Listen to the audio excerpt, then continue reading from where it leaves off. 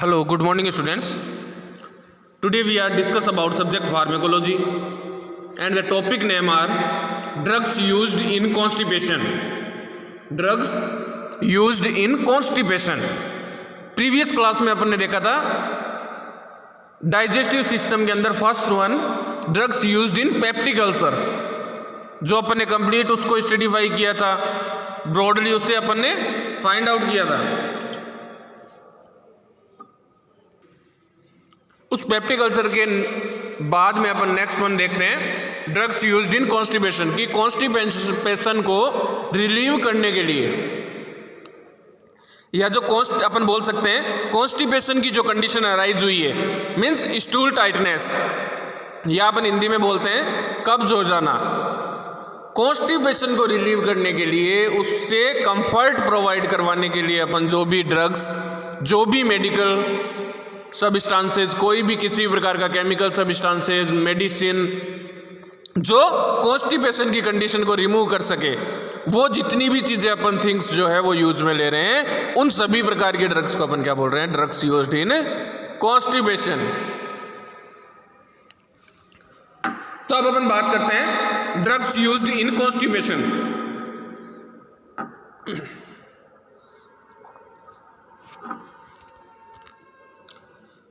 These drugs are also known as purgatives, कि ये जो ड्रग्स है जो अपन कॉन्स्टिपेशन के ट्रीटमेंट में यूज ले रहे हैं, उन ड्रग्स को अपन क्या बोल सकते हैं, purgatives, which include the लेक्जेटिव्स।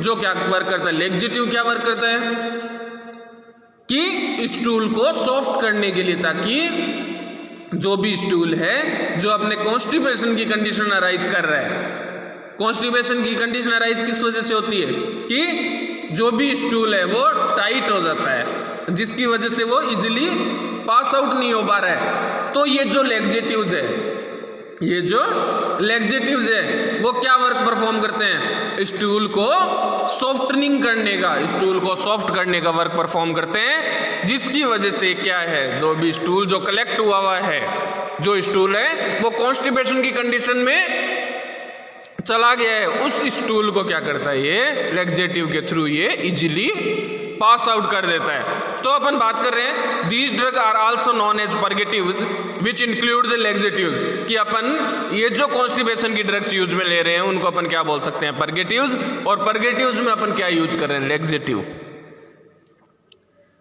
Next one अपन देखते हैं these are use to relieve the constipation, और ये जो ड्रग्स है, ये जो मेडिकेशंस है, लेक्जेटिव्स एंड परगेटिव्स, इनको अपन किस लिए यूज में ले रहे हैं, कॉन्स्टिपेशन की जो कंडीशन अराइज हुई है उससे कंफर्ट प्रोवाइड करने के लिए, उसको ट्रीट करने के लिए, उससे रिलीफ प्रोवाइड करने के लिए। The main action of the drug are two type. अब अपन देखते हैं कि ये जो कॉन्स्टिपेशन की कंडीशन को रिमूव करने के लिए जो ड्रग्स अपन प्रोवाइड कर रहे हैं उसके मेन क्या फंक्शन है। तो ये बता रहे हैं कि ये जो कॉन्स्टिपेशन की जो ड्रग्स है, परगेटिव्स एंड लेक्जेटिव्स, उनके टू मेन फंक्शन है, उसके दो मेन कार्य हैं। कौन कौन से अपन देखते हैं, टू इंक्रीज द पेरास्टैटिक मूवमेंट, ये क्या करता है, जो भी पेरास्टैटिक मूवमेंट है, पेरास्टैटिक जो मूवमेंट है उनको इंक्रीज कर देता है। Next one, to increase the fluid and bulk of stool, और क्या करता है, जो भी फ्लूइड है उसकी अमाउंट को इंक्रीज करता है, जिससे जो भी बल्क है स्टूल है वो सॉफ्ट हो जाए, जिससे वो इजीली पास आउट हो सके, एक्सक्रिएट आउट हो सके। तो ये क्या आ गए इसके टू मेन फंक्शंस। अब अपन देखते हैं कि अपन बात करें ड्रग्स यूज्ड इन कॉन्स्टिपेशन की, कॉन्स्टिपेशन के लिए जो ड्रग्स यूज में ली जा रही है। तो अब अपन देखते हैं कि कॉन्स्टिपेशन को रिमूव करने के लिए अपन कौन कौन सी ड्रग्स यूज में लेते हैं। तो first one bulk purges, first one bulk purges, these are used to increase the content of the bowel and also stimulate the peristaltic movement. ये जो बल्क परचेज जो ड्रग्स है उसका वर्क क्या है कि ये क्या कर देती है, बाउल के अंदर जो स्टूल का कलेक्शन है, जो कंटेन का जो कलेक्शन है उसको क्या करती है, ये बढ़ा देती है कि वहाँ पे एक्सेसिव अमाउंट के अंदर उसको कलेक्ट कर देती है। और क्या करती है, कलेक्ट उसने कर दिया, उसके बाद and also stimulate the peristaltic movement, उसके बाद जो भी पेरास्टैटिक जो मूवमेंट है, पेरास्टैटिक जो मूवमेंट है उसको इंक्रीज कर देती है, उसको इंक्रीज कर देती है, मूवमेंट इंक्रीज होगा तो क्या होगा, जो भी कंटेन है, जो भी कलेक्शन है, वो जो वहाँ पे कलेक्ट हुआ है वो क्या होगा, पेरास्टैटिक मूवमेंट इंक्रीज हो गया तो वो पास आउट हो जाएगा, सिक्रेशन हो जाएगा, सीक्रेट हो जाएगा। तो ये क्या है, बल्क परचेज ड्रग का फंक्शन। तो फर्स्ट वन ड्रग अपन ने कौन सी पढ़ी, बल्क परचेज। सेकंड वन देखते हैं अपन बल्क परचेज के अंदर dietary fibres. Dietary fibres this will have the high amount of substance which are not digested like cellulose. कि अगर किसी भी प्रकार का हाई अमाउंट के अंदर अपन ने ऐसा कोई भी फूड, फॉर एग्जांपल सेल्यूलोज, कि अगर सेल्यूलोज की अमाउंट अगर अपन ने बॉडी के अंदर ज़्यादा इंटेक करवा दी तो वो क्या होता है कि इजीली डाइजेस्ट नहीं हो पाता है, इजीली डाइजेस्ट नहीं हो पाया है, तो उस कंटेंट को ये क्या करेगा, they also absorb the water and swell up and also increase the bulk of ficus. कि जिससे क्या होगा कि ये उसके अंदर क्या करेगा, वाटर और जो स्वेलअप जो सब्सटेंस है जो उनको स्टिमुलेट करेगा, जिससे वो क्या होगा, बल्क है वो फिशेज के अंदर कन्वर्ट होके रिमूव हो जाएगा। तो ये क्या है, डाइटरी फाइबर्स। नेक्स्ट वन अपन देखते हैं बल्क परचेज के अंदर second one methyl cellulose. Bulk purges के अंदर second one methyl cellulose. It is derived from cellulose and act as a dietary factors. ये कहाँ से निर्मित हुआ है, सेल्यूलोज से, और इसका वर्क क्या है, as a dietary fibre. Dietary fibres की तरह ही ये अपना फंक्शन मेंटेन करता है, अपना वर्क परफॉर्म करता है। नेक्स्ट वन अपन देखते हैं ispaghula. Third one bulk purges के अंदर ispaghula. It is derived from the plant seed husk. कि हस्क नामक एक पौधा है, एक प्लांट है, उसके बीज के through. It is derived from plant seeds husk. Seeds means बीज, हस्क क्या है, एक प्लांट का नेम, उससे क्या होता है, जो भी स्फेगुला है वो अपने को प्राप्त होता है, अपने को मिलता है। This will also act as a dietary fibre. और ये भी क्या वर्क परफॉर्म करता है, डाइटरी फाइबर की तरह ही अपना जो फंक्शन है उसको परफॉर्म करता है। अब अपन देखते हैं कि इस फेगुला की डोज कितनी होती है। 3 to 12 ग्राम डेली ओरली। 3 से 12 ग्राम डेली अपन इसको ओरल रूट के थ्रू प्रोवाइड करते हैं। नेक्स्ट वन अपन देखते हैं a large amount of water must be given to patient. और ये जो इस फेगुला अपन जो ड्रग्स केमिकल सब्सटेंसेस प्रोवाइड कर रहे हैं, जो अपने को कहाँ से ड्राइव्ड हुआ है, प्लांट हस्क से, उसकी अपने डोज कितनी प्रोवाइड की, 3 to 12 gram daily oral route के थ्रू। तो जब ये डोज अपन प्रोवाइड कर रहे हैं तो अपने को जो वाटर की जो क्वांटिटी है, वाटर की जो अमाउंट है, वो लार्ज अमाउंट के अंदर पेशेंट को प्रोवाइड करनी है, जिससे इसका किसी प्रकार का कोई भी साइड इफेक्ट ना हो। नेक्स्ट वन बल्क परचेज में अपन ने पढ़ा था डाइटरी फाइबर्स के बाद मेथाइल सेलुलोज, स्फेगुला, और अब बल्क परचेज के बाद अपन सेकंड वन जो कॉन्स्टिपेशन की ड्रग है वो पढ़ रहे हैं स्टूल सॉफ्टनर्स।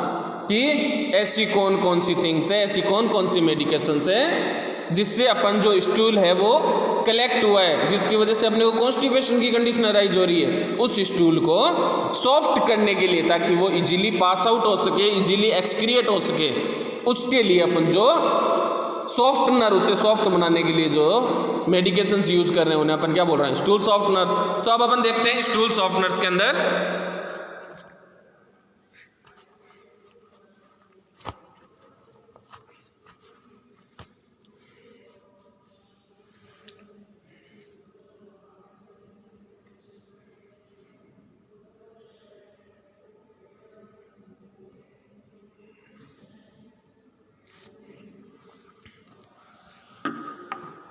स्टूल सॉफ्टनर के अंदर अपन पढ़ते हैं these substance soften the stool and aid the easy passage of faecal material by lubricating action. कि ये जो सब्सटेंस है, स्टूल सॉफ्टनर जो सब्सटेंस है, these substance soften the stool, stool को क्या करते हैं, सॉफ्ट कर देते हैं, मुलायम बना देते हैं। And aid the easy passage of faecal material by lubricating action, और सॉफ्ट बना देते हैं। इसके अलावा लुब्रिकेट कर देते हैं, लुब्रिकेट मीन्स चिकनाई, मीन्स चिकनाहट वहाँ पैदा कर देते हैं, जिसकी वजह से क्या होता है कि जो भी स्टूल है वो एक्सेसिव अमाउंट के अंदर कलेक्ट हो गया, जिसकी वजह से कॉन्स्टिपेशन की जो कंडीशन है वो अराइज हो रही है। वो क्या होगा, कॉन्स्टिपेशन की कंडीशन रिमूव हो जाएगी। जो फिकल मटेरियल जो कलेक्ट हुआ है, जो एक्यूमुलेट हुआ है, वो इजीली पास आउट हो सके। तो स्टूल सॉफ्टनर का क्या वर्क है कि ये क्या करते हैं, स्टूल को सॉफ्ट कर देते हैं प्लस लुब्रिकेट कर देते हैं, ताकि वो इजीली पास आउट हो सके।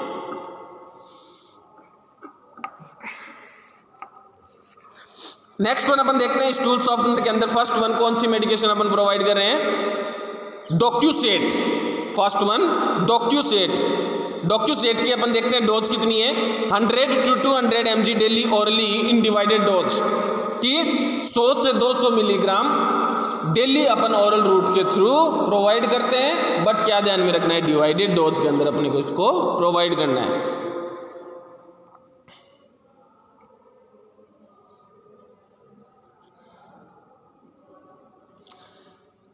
स्टूल सॉफ्टनर के अंदर डॉक्यूसेट के बाद अपन सेकंड नंबर जो ड्रग्स है वो पढ़ रहे हैं, लिक्विड पैराफिन। लिक्विड पैराफिन जिसकी डोज कितनी है, 10 to 30 mg डेली ओरली, 10 से 30 मिलीग्राम प्रतिदिन अपन इसको ओरल रूट के थ्रू प्रोवाइड करते हैं। If interfere with absorption of fat soluble vitamins, कि अगर इस ड्रग्स के अंदर जब अपन ने इसको प्रोवाइड किया है, किसी भी प्रकार का अगर इंटरफेयर अराइज हो रहा है, किसी भी प्रकार की उसके अंदर इंटरफेयर अराइज हो रहा है किस चीज़ की, फैट सोल्यूबल विटामिन की, it can cause lacking from NS. तो ये क्या कर सकता है, एनएस के थ्रू लीक हो सकता है, एनएस के थ्रू लीकेज इसका हो सकता है। तो ये क्या है, लिक्विड पैराफिन। थर्ड वन अपन स्टूल सॉफ्टनर के अंदर अपन ड्रग्स देखते हैं, osmotic परजेज।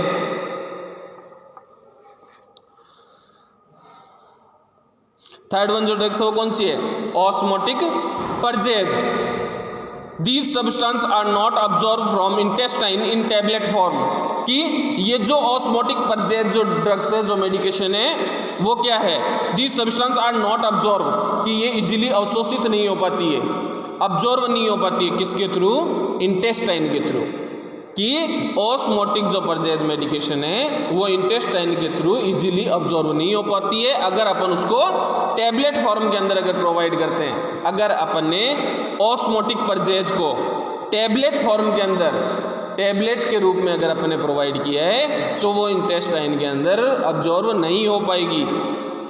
If also act on opioid osmotic effect in the colon, जिससे इसके जो ऑस्मोटिक इफेक्ट है वो प्रेजेंट हो जाएंगे कोलन के अंदर। It increase the water content and also increase the peristaltic movement of the GIT.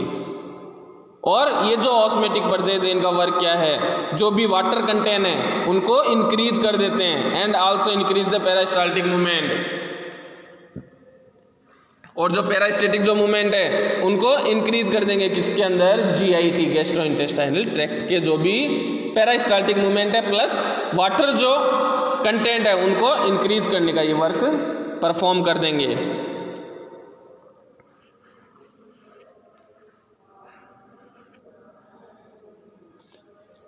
Next one अपन इसी के अंदर देखते हैं कि अपन ऑस्मोटिक परजेज के अंदर कौन सी ड्रग्स यूज ले रहे हैं। First one magnesium sulphate. Magnesium sulphate जिसकी जो डोज है वो कितनी है, 5 to 15 ग्राम ओरली, 5 से 15 ग्राम ओरल रूट के थ्रू।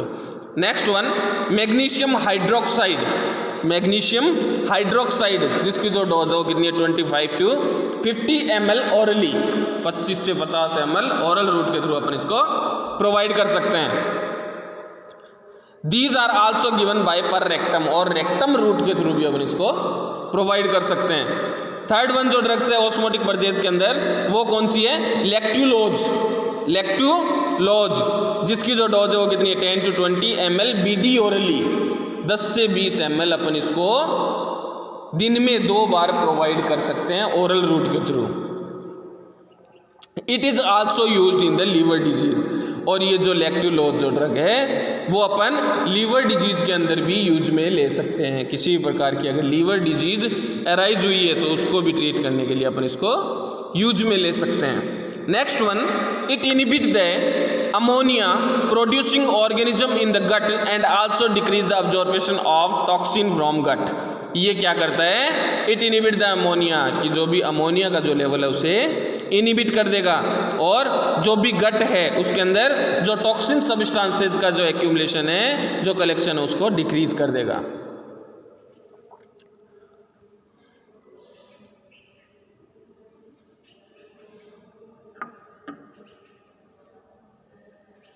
फोर्थ वन अपन देखते हैं irritant परजेज।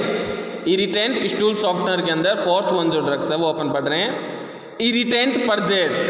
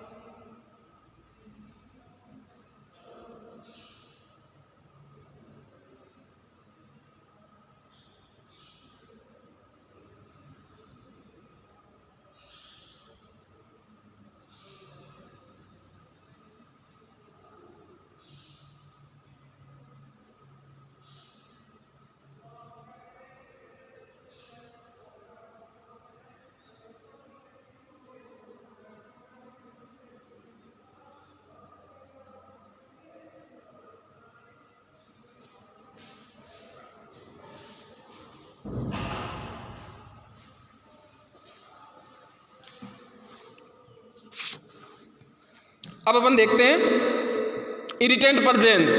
These substance irritate the bowel wall and stimulate movement of GIT।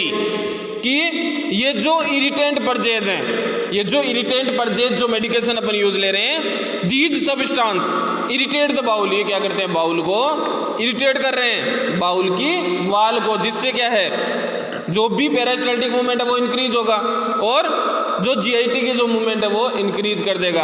अब अपन देखते हैं इरिटेंट परजेंस के अंदर अपन कौन कौन सी मेडिकेशन यूज में ले रहे हैं। फर्स्ट वन सीना, सेकंड वन कोर्सीरा, जिसकी अपन कितनी डोज प्रोवाइड कर रहे हैं, 1 to 5 ml at bed time. की जो कोर्सीरा है उसकी अपन कितनी डोज प्रोवाइड कर रहे हैं, 2 से 5 ml